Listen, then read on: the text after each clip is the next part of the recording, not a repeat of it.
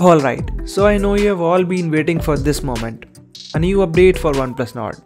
But wait, it is still not Android 11 as I said already in the past few posts, and looks like the same is true. So it seems like we'll have to wait a bit more for that. But we have this new OxygenOS 10.5.10 update for the OnePlus Nord, and finally something came for this device. Finally. And I know you guys have been waiting since a long time for this. So I've been using this version since the past few weeks, thanks to one of the well-wishers of this channel, but I'll update my device again just to be on the same page, and a full review will be out soon. And now let's have a look at what new fixes and changes this update brings to this OnePlus Nord. So let's get into it, shall we? Anyways, this might sound repetitive, but for those of you who are new to this, you can update your device instantly instead of waiting for the OTA notification to come on your device. And yes, you will get all the future updates after this one. Nothing to worry about there. But I would say before you update, do wait for some time, alright, at least till I post a full review.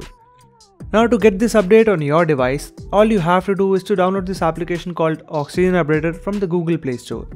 Now open the application and tap on this download update button. And this will download the zip file of this update. And once it's done, simply go to settings. Now go to system. Choose system updates from the list, and in here tap on this gear icon on the top right corner. Now choose the local upgrade option from the list and choose the zip file we just downloaded. Just hit that OK button and it will start installing the update.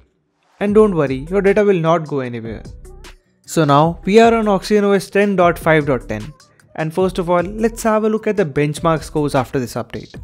So on Geekbench, the device had a score of 602 in single core and 1904 in the multi-core department. And after this update, it looks something like this, so no major changes here.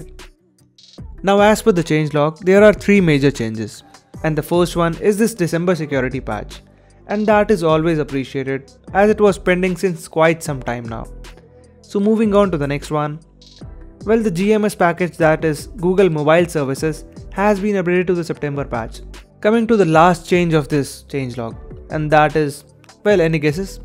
Yeah, you know it. General bug fixes and improved stability. That was easy to guess, right? Anyways, jokes apart, this update does fixes that annoying Bluetooth issue for sure. And since I've been using it, I can confirm the same. Rest I'll keep you guys posted if I face any issues with that.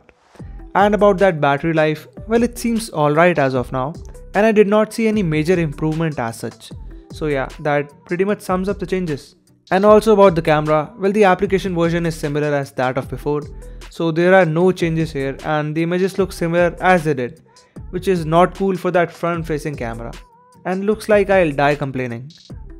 Anyways, that's it for this update, and do let me know in the comment section down below if you are facing any other issues, and I'll confirm and test out the same for you guys before posting a full review. Sounds good, right? Okay, so that's it for now.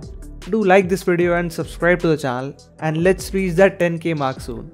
And for all things tech, stay tuned and I'll see you in the next one.